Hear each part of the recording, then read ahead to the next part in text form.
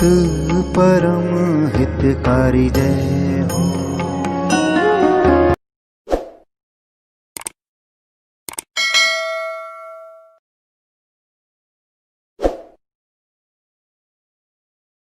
મારી છોકરી હવે ઉંમર લાયક થઈ છે તો એને કેવો લગ્ન સાથી ખોળવો જેથી એનું લગ્ન જીવન સુખદાયી બને કે કેવી રીતે શું દેખવાનું એને લગ્ન કરતી વખતે કેવો સાથીદાર મળવો એમાં।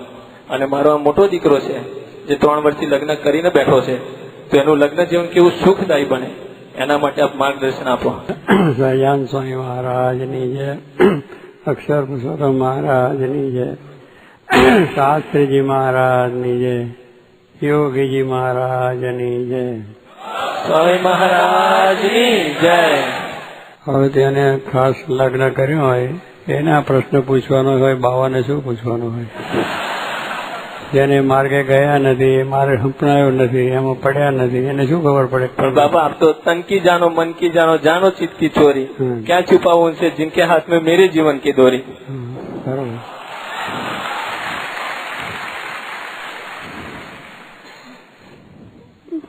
ભગવાનને સંતનો મહિમા હોય એટલે પછી આ વિચાર આવે છે। એટલે સંસાર જીવન તો આપણે જેમ કહીએ છીએ એમ દુઃખમય છે જ અને મુશ્કેલી વાળું પણ હોય છે। પણ જ્યારે સત્સંગ થાય છે ત્યારે ભગવાન શ્રીજી મહારાજના આજ્ઞા આદેશો મોટા પુરુષની મરજી સમજીને આપણો જો વ્યવહાર થાય છે તો વાંધો નથી આવતો। પણ હવે આપણે પરદેશમાં આવ્યા છે એટલે આ બધા પ્રશ્નો ઊભા થાય છે, કારણ કે બે સંસ્કૃતિ જ જુદી જાતની છે, ભારતીય સંસ્કૃતિ ને અહીંની સંસ્કૃતિ। એટલે એની અંદર કુટુંબ ભાવનાઓ રહી નહીં, કે કુટુંબની જે ભાવનાઓ આપણા ભારતમાં હતી કે 10-15 માણસો ભેગા રહી શકે, 50-50 માણસો પણ એક સાથે રહી શકે, કે રસોડે જમી શકે અને પોતાના સુખ દુઃખની વાતો કરી અને દરેક પ્રસંગોની અંદર વડીલની આજ્ઞામાં, એક પિતા હોય કે એક વડીલ હોય તેની આજ્ઞામાં બધા 50 વર્તે, કેમ કરવાનું। અને એ પણ નિયમો છે જે ઘરના બધા, કે ત્યાં જે મંદિર હોય કે આરતી પૂજા કરવાનું હોય, અને બીજી રીતે જે વ્યવહાર સંસાર જે થતા હોય, લગ્ન પ્રસંગના હોય, બીજા પ્રસંગો હોય તો એ વડીલો જે કંઈ પેલા છોકરાને છોકરીના મા બાપ ભેગા થઈને એ વાત કરે અને એ છે। અને એથી પહેલાં તમે જૂના જમાનામાં તો એટલું બધું હતું કે બ્રાહ્મણ આપણા હોય ને, ગોવાર જેને કહીએ છીએ, એ છોકરો તૈયાર થયો હોય કે છોકરી તૈયાર થઈ હોય તો બ્રાહ્મણ જોવા માટે છોકરાને જોવા જાય, કે છોકરાના ત્યાં જઈને એના કુળ કુટુંબ બધું જઈ અને દીકરાના બાપને કહે કે આ છોકરોના કુટુંબ સારું છે તો એનો લગ્ન થઈ જાય। એટલે છોકરે જોયું નથી, એના મા બાપે જોયું નથી, બ્રાહ્મણના વિશ્વાસે એ લગ્ન થતા અને એ લગ્ન પણ કાયમ ચાલતો હતો, કાયમને માટે એ જિંદગીભર એમનો સંસાર ચાલતો હોય। મને કંઈ સ્વભાવ પ્રમાણે કોઈ ધારો વાહન ખખડતા હોય એટલે કંઈક પ્રશ્ન થતો હોય પણ એને બહુ દુઃખ ના માને, એ સમજીને પાછું ચલાવે। પણ વિક્ષેપ થાય કે જુદા થઈ જવાના વિચાર કે છિન્નભિન્ન થવાનો વિચાર તો આવે જ નહીં, એવી રીતનું હતું। પછી વળી આપણે ધીરે થયા એટલે પછી મા બાપ જોવા લાગ્યા, એટલે મા બાપ જે જોયા અને કરે તો એને માટે પણ થઈ જાય, એટલે પછી છોકરાને જોવાનું ના હોય। મા બાપ જોઈ લીધું એટલે પતી ગયું, છોકરીના મા બાપે જોયું એટલે છોકરીને પણ પતી ગયું। પણ એ ત્યાં જઈને પછી એને જ્યાં થઈને ધ્યેય થાય એના સંસાર વ્યવહારની અંદર, કારણ કે સંસાર સુખ દુઃખ તો વારો છે જ, એટલે એ તો પ્રશ્નો થાય જ, આર્થિક મુશ્કેલીઓ હોય, બીજી રીતે સ્વભાવની મુશ્કેલીઓ હોય, પણ એ બધું પોતાના ખાનદાની પ્રમાણે કે અમે આપણા ખાનદાનીથી જોડેલા છે તો પછી આપણે સંસાર કાયમ નિભાવવો જ જોઈએ। અને નિભાવીને સુખ દુઃખની અંદર પણ જે ઘરનું કામ હોય, કરવાનું હોય, પતિની આજ્ઞા પાડવાની, પત્નીની સાથેનો પ્રેમ, બાળકની સાથેનો પ્રેમ, એ એની વચ્ચે નિભાવી લેતા હતા। એ આપણી સંસ્કૃતિ છે। આજનો તમારો છોકરો એને તમે જરા કહી દો તો આમ નોનસેન્સ, ખબર નથી તને અક્કલ વગરનો, આપણે કહી દે બાપને કહી દે. એ અહીંની સંસ્કૃતિ. આપણા છોકરાઓ ના બોલે એવું કોઈ દિવસ. અને આપણી સંસ્કૃતિ જેને દર્દ થઈ છે કે આપણે સત્સંગ જેને દર્દ થયો છે એવું પિતાના સામે બોલી ના શકે. પિતા એટલે પિતા, એને જન્મ આપ્યો છે તો એની આ માન્ય સચવાવી જોઈએ, કરવી જોઈએ. જો એ દર્શકની સામે બોલી શક્યા હોત રામ, પણ રામે કહ્યું મારા પિતાની આજ્ઞા મારા શિરોમણ, ભલે મને વનવાસ જાય, મારી ગાદીનું બધું હોય ને આટલો બધો જાઓ જલે જેનું તૈયારી થઈ હોય એને માટે થાય કે ઉપદ્રવમાં ગયા. સીતાજી એની સાથે ગયા. એમનો ભાઈ લક્ષ્મણ છે એને આજ્ઞા નથી, પણ એ કહ્યું મારો ભાઈ જો એ હોય તો હું ભાઈની સાથે હું પણ દુખ્યું, એ પણ ગયા. તારે કહેવાનું છે ભરત છે એને પણ વિચાર કર્યો કે આ ગાદીનો હક સાચો ભગવાન રામનો છે, મારા મોટા ભાઈનો છે, મારો નથી. મારી માતાએ મારો પક્ષ લઈને આ કરી છે વાત, પણ ન્યાય નથી, અન્યાય. મોટાને જ ગાદી મળવી જોઈએ. તો એ ગાદી ઉપર ના બેઠા ભગવાન રામનું સિંહાસન આવું કરી અને ચાખડીઓ મૂકી, એને ચાખડીઓ મૂકીને પોતે નીચે બેસીને રાજ કર્યું. પ્રધાન તરીકે, સેવક તરીકે, પણ પોતે રાજા તરીકે ના કર્યું. આપણી સંસ્કૃતિ છે. બિનહકનું લેવું નહીં, બિનહકનું કોઈ પ્રાપ્ત થાય તો એને સ્વીકારવું નહીં, અને એના પ્રત્યેનો પૂજ્ય ભાવ રાખીને એમને આગળ કર્યું. 14 વર્ષે રામ આવ્યા તો એને સામે જઈને સામયું કર્યું. સામયાથી ધામધૂમથી આખી અયોધ્યાની પ્રજાને લાવીને ભગવાન રામને ગાદી ઉપર બેસાડ્યા. અને રામને કહ્યું કે આ તમારી ગાદી, મારી નથી. મારી ગાદી નથી, હું તો તમારો સેવક થઈને મેં સેવા કરી છે. એટલે કહેવાનું છું કે આ ભય ત્યારો, ભયની અંદરના સંબંધો, પતિ પત્નીના સંબંધો, માતા પિતાના સંબંધો, આપણા સંબંધો હતા. આ આપણી સંસ્કૃતિ છે. આજે સંસ્કૃતિ બધી આ મેં કહ્યું એમ ચાલતા કે મા બાપ જોતા થતું હતું. તો અત્યારે આપણે આ એક સાચવવાનું છે આપણું કે ભલે તમે અહીંયા આવ્યા છો, તમારે આ બધા વ્યવહાર કરવાના છે, લગ્ન પ્રસંગ પણ કરવાના છે, પણ જે આપણી નીતિનું ધોરણ છે કે સંસ્કૃતિ છે કે જે એકબીજાના સાથે, તેમાં આપણે જૂઠું સાચું થાય, અગર એમાં વિક્ષેપ થાય એવું ન થવું જોઈએ. તો આપણે ખરેખર આપણી સંસ્કૃતિ સાચવી કહેવાય. સત્સંગી તરીકેની પણ આપણી એક ફરજ છે કે ભગવાન સ્વામિનારાયણ એમનો પણ એક જ આદેશ છે કે જે સાથે આપણે સંબંધ બંધાયો એ કાયમ નિભાવવો જોઈએ. આપણી જિંદગીમાં સુખ દુઃખ આવશે જ, પણ એની અંદર પણ એવી રીતના ભગવાનના વચનોથી, ભગવાનની આજ્ઞાથી એકબીજા સાથે મળીને એકબીજાની આત્મીયતા સારી રીતે મેળવવી જોઈએ, એકબીજાના વિચારો મેળવવા જોઈએ. તો બધું સારી રીતે આપણું તંત્ર ચાલે. એટલે એમાં કોઈ જાતનો વાંધો ના આવે. પણ આપણે એ વસ્તુ ભૂલીએ છીએ કે અહીંયાના રીતે કે અહીંયા પણ લોકો કરે છે, લોકો જેમ તેમ બોલતી કરે છે, અને જેની કુટુંબી ભાવના નથી. પતિ પત્ની બે જ રહે. છોકરા 16 વર્ષના થયા, ડોલર કમાતા થયા એટલે જય સ્વામિનારાયણ. બાપને પૂછે નહીં, માને પૂછે નહીં. બાપ મરી જાય તો એને બાળવા માટે બીજા જાય, પોતે જાય નહીં. આપણે તો મારો બાપ મરી ગયો તો આપણે તરત કહીએ ચાલો ભાઈ મારે જવું પડશે, અહીંથી અમેરિકાથી ત્યાં જાઓ. આપણે આ વસ્તુ છે ત્યારે એ લોકોને સંબંધ નથી. એટલે કુટુંબ ભાવનાવાળી આ સંસ્કૃતિ નથી, સમાજ ભાવના પણ નથી. એટલે આપણી જે ભાવનાઓ છે કૌટુંબિક સામાજિક રીતે કે આ લગ્ન વ્યવહાર છે એ પણ જ્યારે થયા પછી આપણે એની સાથેનું જિંદગીભર નિભાવવાનું હોય. પ્રસંગી કરવાની અંદર મેં કહ્યું કે પહેલાં મા બાપ જ કરતા હતા, બ્રાહ્મણ કરતા હતા. અત્યારે કદાચ આપણે જાતે જોઈએ છે. બરોબર છે કે અત્યારે છોકરા ભણ્યા ગણ્યા એટલે પોતાની રીતે પસંદગી કરે, પોતાની રીતે પસંદગી કરે એમાં બહુ વાંધો નથી. પણ છતાં મા બાપ છે એટલું તો ધ્યાનમાં રાખવું જોઈએ કે તમે બારોબાર જે થાય છે કે પહેલાં પોતાની માટે અભ્યાસ કોલેજમાં કરતા હોય ત્યાંથી જ તમે એકબીજાના સંબંધમાં આવી જાઓ. ફ્રેન્ડશીપ કરવાની વાત, એમાં ફ્રેન્ડશીપની અંદર કોલેજમાંથી ભણતા જ ફ્રેન્ડશીપ કરી લો એ બરોબર નથી. તમારે 25 વર્ષ સુધી આપણે પહેલાં સંસ્કૃતિ હતી ગુરુકુળમાં રહેતા, 25 વર્ષ સુધી અભ્યાસ કરવાનો. એને ઘર કુટુંબ કે પરિવારનો કોઈ સંબંધ નહીં, લગ્નની તો વાત જ નહીં. ગુરુની આજ્ઞામાં રહેવાનું અને જે અભ્યાસ છે આ બધો તમે કરો છો બધો અભ્યાસ થતો હતો. અને ત્યાં આગળને આવા સંસ્કાર પણ ધાર્મિક આપવામાં આવતા હતા. પોતાના નિયમોની પણ આજ્ઞા આપતા, ભગવાનની પ્રાર્થના કરવી, આ કરવું બધું. આપણે જેને કહેવાય માતૃદેવો ભવ, પિતૃદેવો ભવ, એ આપણી સંસ્કૃતિ કે માતા પિતા દેવ સમાન માનવાના. એ કંઈ આપણે બહારથી આવેલા એવા નથી કે અત્યારે તો ભણેલા કેટલાક છોકરા એવા હોય તો પૂછે કોના તારા બાપ, એ અમારા ઘરના માને છે, તેને નોકર હોય એવી રીતે પૂછે. આજે આ સંસ્કૃતિવાળામાં એવું હોય છે કે એને મારો બાપ છે એવું કહેવાનું શરમ આવે. અરે એને તો આવે, પણ આપણે તો આપણા બાપ છે સાચું છે, એનાથી જન્મ થયો છે, એને આપણને જન્મ આપ્યો છે, એને ભણાવી ગણાવીને મોટા કર્યા છે, અમેરિકા સુધી મોકલ્યા છે, તો એને કેમ ભૂલાય માગો? જેને આપણા પર કેટલું ઋણ છે, જેમ ભગવાનનું ઋણ છે એમ ભગવાનને ભૂલાય નહીં. સંતનું ઋણ છે કે જેને લઈને આપણે સંસ્કાર મળ્યા છે, એમ માતા પિતાના પણ સંસ્કાર છે આપણને. એ આપણને મળ્યા છે તો એનું ઋણ છે આપણા ઉપર, કે એને આપણે મોટા કર્યા, સાચવવા જોઈએ. નાની ઉંમરમાં આપણે માના ખોરાની અંદર પૂછતા હતા, ઝાડા કર્યા, પેશાબ કર્યા, ખાવાનું બીજું ત્રીજું એને બધું એટલે આપણે નવડાયા, ધોવડાયા, સાફ કર્યા અને ખાવાનું માટે ચિંતા કરીને ખવડાવ્યું, પીવડાવ્યું. પૈસા નહોતા તો પણ ભણાયા, જે મહેનત કરી પુરુષાર્થ કરીને, અને પછી ભણી કરીને આપણે અહીંયા આવી. તો એને આપણે ભૂલીએ તો કૃતજ્ઞ કહેવાઈએ, અને ભૂલવા ના જોઈએ. અને એ રીતે આપણે એની સેવા કરવી જોઈએ. એટલે મૂળ શું છે કે તમે લગ્ન કરો પણ તમારી ઈચ્છા મુજબ થાય, એ કંઈ વાંધો નથી આજના જમાના પ્રમાણે.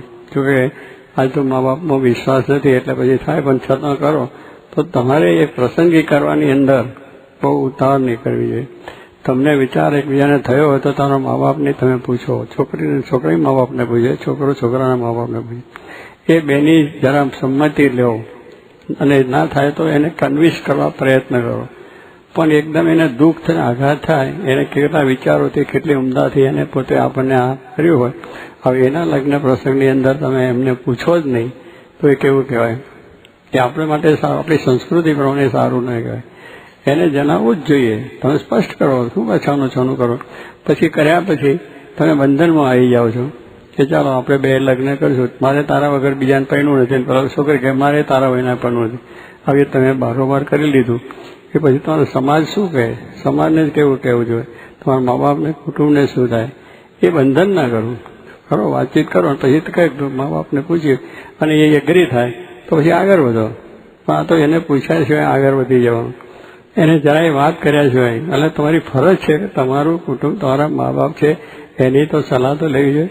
આપણા વડીલો છે, આપણા એ છે તો એને એટલે કહેવાનું શું છે કે આપણે આ એક સંસ્કૃતિ સાચવવી જોઈએ. તમે લગ્ન કરતા પહેલાં આપણો વિક્ષેપ તો છે જ, આવે છે, છતાં પણ જો આટલું કર્યું હોય તો અત્યારે મા બાપને પછી કેટલું મુશ્કેલી થાય. તમે જાણો છો, ઘણા છોકરા કુટુંબની અંદર એ મા બાપથી જુદા પડી જવું પડે, મા બાપથી સંબંધ જ તૂટી જાય છે આ લગ્ન પ્રસંગને લઈને. છોકરીનું આને જ પહેરવાનો છું, મા બાપને દુઃખ થાય કે બીજું તારે એ કરવું જ, મારે કંઈ જરૂર નહીં. છોકરીને પણ એવું કરતો હોય તો મા બાપથી છૂટવું પડી જાય. એટલે શું, એ ક્લેશમય વાતાવરણ થાય. હવે ક્લેશમાં તમે બે ભેગા થયા હોય પછી તમારે પણ ક્લેશ થાય ને, જરા બોલાબોલી થઈ કે જા તું તારે ઘરે. લગ્ન કર્યા પછી પાછું શું થાય કે હવે એના સંસ્કાર કે એ આપણે આવ્યા પછી છોકરાના મા બાપ છે એ આવે એટલે છોકરીઓ શું કે તારા મા બાપને મારે ત્યાં નહીં. હવે તમે છોકરા છોકરી બે જણા તમારા મા બાપથી ઉત્પન્ન થયેલા છે, એને લઈને તમે ભેગા થયા છે અને એક મારે ત્યાં તારા મા બાપ નહીં, અને છોકરો કહે તારા મા બાપ મારે ત્યાં નહીં. હવે એ સંસ્કૃતિ જ આપણી. તારા બાપ તો કહે ને પાલવો, તમને મોટા કર્યા છે તો તમે પાલવો એમને. અને છોકરા છોકરી ભેગા થયા પછી છોકરાના મા બાપ એ છોકરીના મા બાપ અને છોકરીના મા બાપ એટલે છોકરાના મા બાપ, આ સંબંધ જોડે ગયો.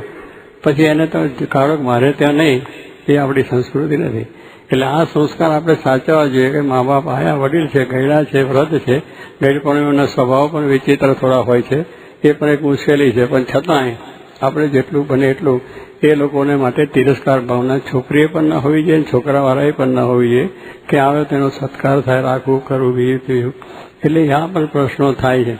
એટલે લગ્ન કરવાની અંદર આપણે કંઈ ના નથી, પણ તમે કરતા પહેલાં બહુ વિચાર કરીને માતા પિતાને રજા લઈ અને પછી આગળ. બીજું કે પ્રસંગીની અંદર પછી અહીંનું પ્રસંગ કરી નાખે, એ પણ આપણે વિચાર કરીએ કે ભાઈ મા બાપને આ સંસ્કૃતિ ગમે નહીં. અને આપણે સત્સંગ સમાજની દ્રષ્ટિએ, આપણે ધર્મની દ્રષ્ટિએ પણ તમે જુઓ કે ધર્મ, આપણો ધર્મ જુદો છે, હિન્દુ સંસ્કૃતિ આપણી છે અને એ આપણો ધર્મ છે. એ આપણને આ રીતે કહેતો જ નથી કે આપણે એકથી બીજાની અંદર તમે તમારો જે સમાજ છે, અગર તો જે રીતે આ સમાજને આપણે અનુકૂળતા એકબીજાની હોય તો કરવું જોઈએ.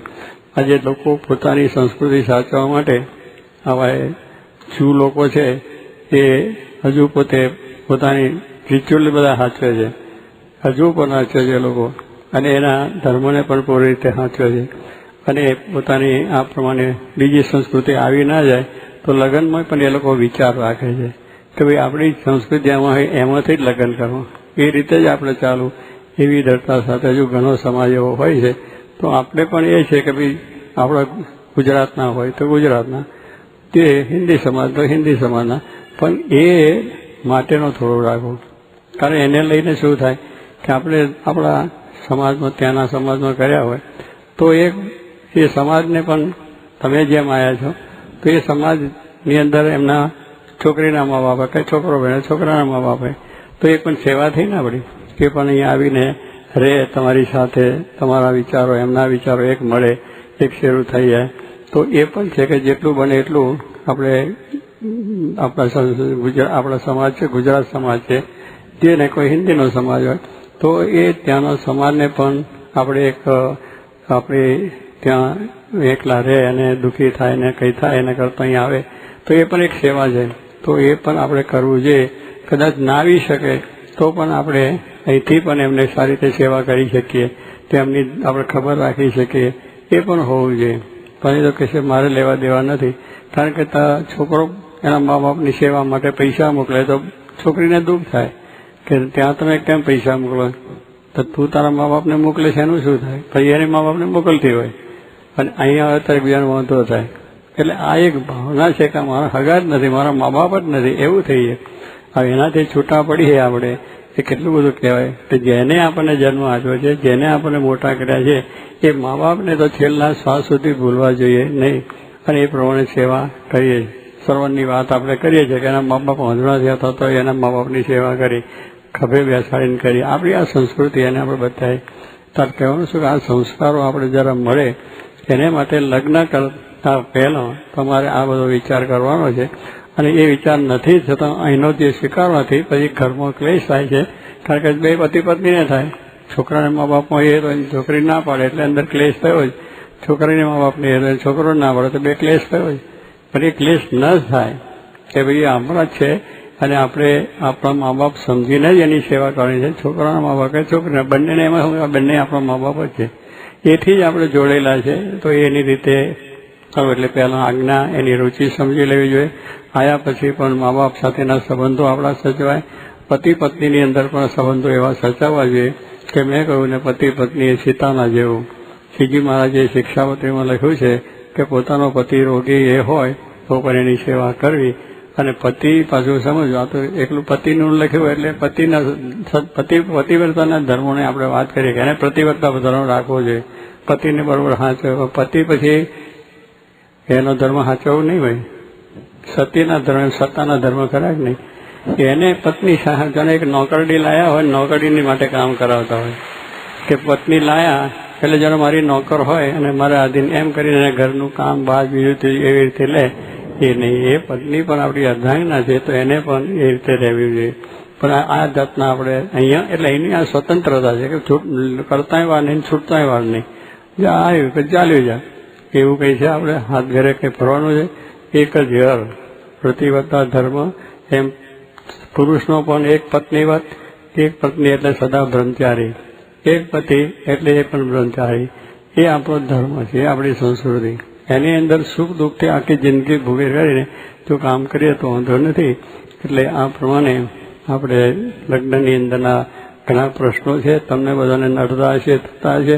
પણ આપણે જ્યારે સત્સંગ મળ્યો છે તો સત્સંગની રીતે આપણી સંસ્કૃતિ અને આપણા સંસ્કૃતિના જે ક્રમ છે, રિચ્યુઅલ છે, ધર્મના સંસ્કાર છે, એ બધા સાચવવા જોઈએ. પાઠ છે, પૂજા છે, આરતી છે, મંદિરમાં જવું કરવું એ છે, તે છે, એ થવું. અને પેલું આપણા એ થઈ જાય એટલે એની અંદર આ બધા લગ્ન પ્રસંગોની નાના પ્રશ્નો ઘણા છે અને તમે લોકો સમજતા છે. પણ આ મેં કહ્યું એમ કે બારોબાર કોઈ જાતના પ્રસંગ કરવા નહીં. લગ્ન કર્યા પછીના પાછળ આપણે બધા કાયદા કરે છે. આપણા પિતા પૈણ્યા હતા તો એ એમને પૈણ્યા પછી કંઈ બહુ પેલું કરવા નતા ગયા, શું કહેવાય હનીમૂની. હવે હનીમૂનીનો કાયદો ચાલ્યો કે પછી $1,00,000 $2 લાખ ખર્ચીને બહાર જઈને ફરીને આવીને અહીં ઘર આવતા પહેલાં ટ્રેનમાંથી ઉતરતા કે તમે તમારે ઘરે, હું મારે ઘરે. તો શું કરો, હનીમૂની આ કરવા ગયા હતા ત્યાં કે જિંદગી ભર. આપણી સંસ્કૃતિ શું છે, છોકરો છોકરા લગ્ન કરીને આવે તો પોતાના ઈષ્ટદેવ હોય એને ત્યાં પહેલાં પગે લાવ્યા. લગ્ન કરીને છોકરો આવે તો એ બધા પત્ની પણ ભેગી જ આવી હોય તે વખતે તો એ બેના છૂટાછેડા વળતા હતા ને બધું તમને કોઈ નહીં બાંધ્યું હોય, કારણ અમને આતા તો એમને એમ ચાલે ભાઈ બાંધવાનું ક્યાં હોય. પણ પેલા તો બાંધતા હતા, ગાંઠ એવી વાળતા હતા, પછી પેલો છૂટે નહીં એવી રીતે, એટલા માટે ગાંઠ વાળતા હતા કે ભાઈ અમે આપણે બે ગમે તેટલું દુઃખ આવશે પણ આપણે છૂટા નહીં પડીએ. એ ગાંઠ ક્યાં છોડવાની? પોતાના ઈષ્ટદેવ પાસે જાય, પગે લાગે કે અમારું જીવન પૂરું સારું કરજો, અમારે બે ક્યારે નોખા ના પડીએ, તમારી ભક્તિ કરીએ, તમને રાજી કરી શકીએ અને મને આશીર્વાદ આપો. તે પછી ભગવાન ત્યાં ગાંઠ છોડી આપે છે. એટલે એ પગે લાગવાનું હતું. આજ પગે લાગવા ક્યાં જાય? પરદેશની અંદર કે જ્યાં હોટલોમાં ઉતરવાનું, ત્યાં જલસા જોવાના, ત્યાં પાર્ટીઓ કરવાની, દારૂ પીવાના, જે સંસ્કાર હોય ને મૂકવાના, એ આવીને ઘરે આવીએ ત્યાં જ દેવું દુઃખ નોખ થઈ જાય કે ના થાય. એટલે એ પણ છે કે હનીમૂની કરવાની કોઈ જરૂર નથી. પૈસો ખોટો શા માટે ખર્ચો? સંસ્કાર શા માટે ખોવો છો? કે દારૂ પીવામાં, પાર્ટીમાં, કેટલાક લોકો લગ્ન કરીને પાર્ટી આપે, દારૂની પાર્ટી આપે. એ સંસ્કૃતિ નથી આપણી. દારૂની હોય, તમે બધાને જમાડો એ બરો છે, સારી રીતે આપણું જે જમવાનું છે જમે, એ તો લગ્નમાં થાય છે, જમે છે, પછી જુદું બધું શું કરવાનું હોય. પણ આજે ઘણી જાતની નવી નવી રીતોથી આપણી સંસ્કૃતિ ઘસાય છે. પૈસાથી પણ આપણે બધા ઘસાઈએ છીએ કે લગ્ન કરે એના કરતા પેલું પછી કરે ને શું રિસેપ્શન પાછું કરવાનું ચાલુ છે કે એમાં પાછા જેટલા લગ્નથી દોડા ખર્ચા કરવાના, બધા કેટલા નાચ ગાન આવે ને ગરબા ગવડાવે. ગરબા ગાય છે ને, ગરબા ડિસ્કોની અંદર એમાં શું રહે છે? હા, એને પહેરી લીધું છે, ભગવાનને પગે લાગી ગયા, વડીલોને ઘરમાં મા બાપને પગે લાયા કે છે. અને તે ઘડીએ માને પણ પાછું બહુ એ હોય કે છોકરો પહેરીને આવ્યો છે, એટલે છોકરીનું મોઢું જોવાનું કે બહુ કેવા છે. એટલે પછી તે ઘડીએ હું છોકરીને જોઈ લે મોઢું અને 5-10 રૂપિયા આપે. તમારે થયું નહીં હોય બધું, એટલે ખબર નથી. તે ઘડીએ મોઢું જોઈએ, પણ 2-4 દાડા થાય એટલે હું પાછા એવાનો જરા હોય એટલે જરા કડક, એટલે આ તને નથી ફાવતું, તું આ નથી કરતી, તું આ નથી કરતી, આ નથી કરતી. બેને જરા મન દુઃખ થાય પણ બોલે નહીં. પછી સાસુ કે જા તારું મોઢું મારે જોવું નથી. એટલે 10 રૂપિયા આપીને મોઢું જોવે છે, શું કરવા ના પડે? હા, એટલે પાછું એ પણ તો પ્રશ્ન થાય. પણ ભાઈ થવું જોઈએ કે મારી દીકરી, મારી છોકરીને હું પહેરાવું, જેટલો મારે પ્રેમ છે અને એને માટે જેટલું દુઃખ કોઈ પડે તો મને દુઃખ થાય. એમ આ છોકરી આવી છે, મારી છે, પારકી નથી, મારી છોકરી. મારા છોકરાને તો પહેરી છે, મારી છોકરી છે, એટલે મારા પણ મનાવવું જોઈએ. છોકરી આવે પોતાને ઘરે તો માને બાપને બધાને એવું માનવું જોઈએ. અને છોકરાને એનામાં વટે એમાં આ છોકરો અમારો છે, અમારા કોઈ જમે કે એવું નથી, છોકરા છે. આ એક ભાવના હતી, તો એ કહેવાનું. તો આમ આપણા લગ્ન પ્રસંગોની અંદર આ બધી રીતને થોડી સમજવાની છે. એટલે આજે આપણે ભણ્યા ગણ્યા અને સ્વતંત્ર નથી, આપણે ભગવાનથી પણ પરતંત્ર છે, ભગવાનના સેવક છે, ભગવાનથી કોઈ મોટું નથી. એટલે એમના આદેશો, એમના નિયમો એ શાશ્વત છે. એ નિયમોને પાડીએ તો આપણે સુખી સર્વ પ્રકારે થઈએ અને સંસાર પણ સુખી થાય અને બધું સુખી થઈ જાય.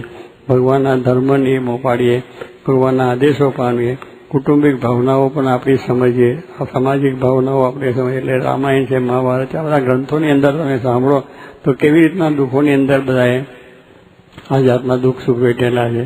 અને પોતાનો ધર્મ સાચ્યો છે, સંસારનો ધર્મ સાચ્યો છે અને સામાજિક ધર્મ સાચવ્યા છે અને આધ્યાત્મિક રીતે પોતાનું જીવન જીવીને સુખ્યા થયા. એટલે આજે બધું નોવેલો વાંચવાનું, ફલાણું વાંચવાનું, અશ્લીલ વાંચવાનું, એમાં તલ્લીન આપણે થઈ. એને વડાય જ નહીં, જોવાય જ નહીં, એના તરફ વિચાર જ નહીં. આપણા ધર્મના ગ્રંથો વાંચો, ધર્મની વાતો વાંચો, ધર્મના સંસ્કાર થાય.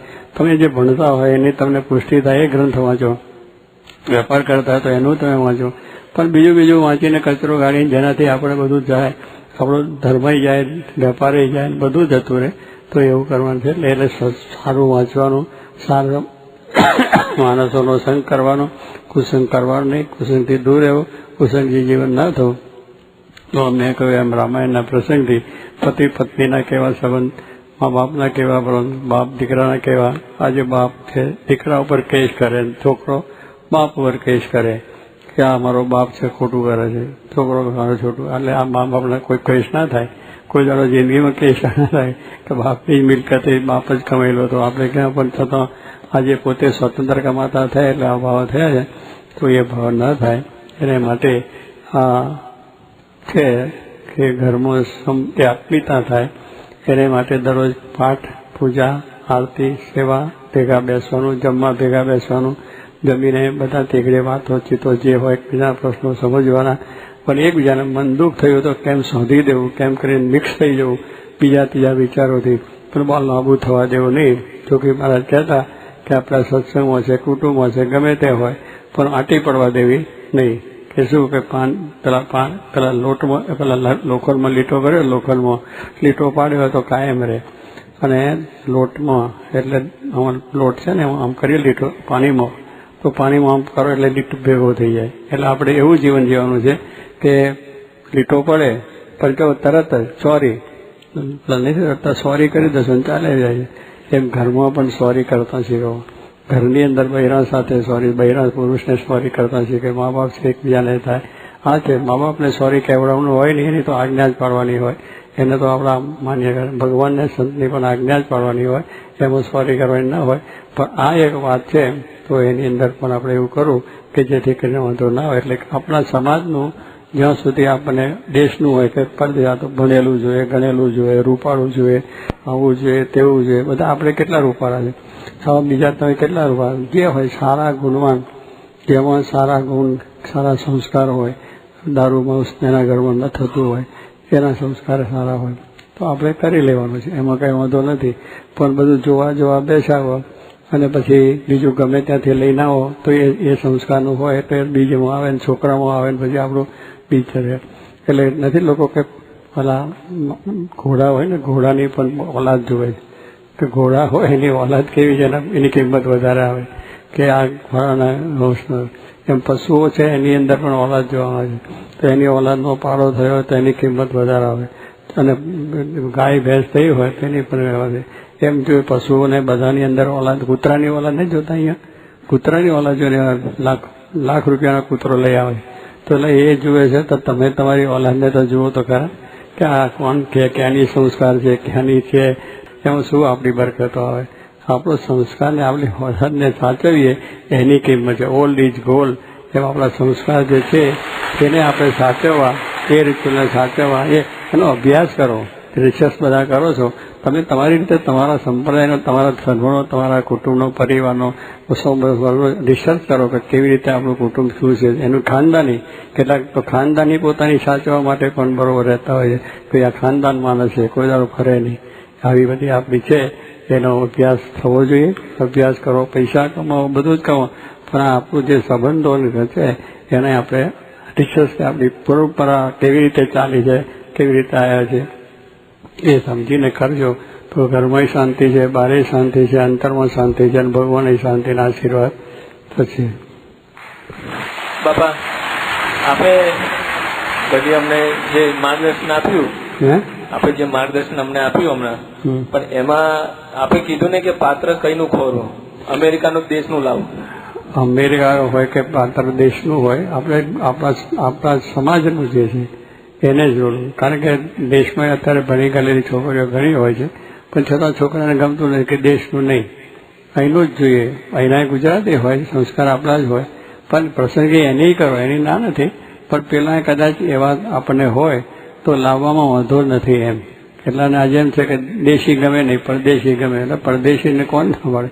પરદેશી એટલે આપણા સંસ્કારવાળા. અહીંયા આપણા સમાજ બધો ઘણો આવ્યો છે, આપણા કુટુંબો ગણાયા છે, આપણા સમાજના બધા આવ્યા છે, ગુજરાતમાંથી બધા આવ્યા છે. એની જોડે આપણે સંબંધ થતો હોય તો ત્યાં ગુજરાતમાંથી પણ જો મળે, આપણા સમાજમાંથી જો મળે તો ત્યાંથી લાવવામાં વાંધો નથી.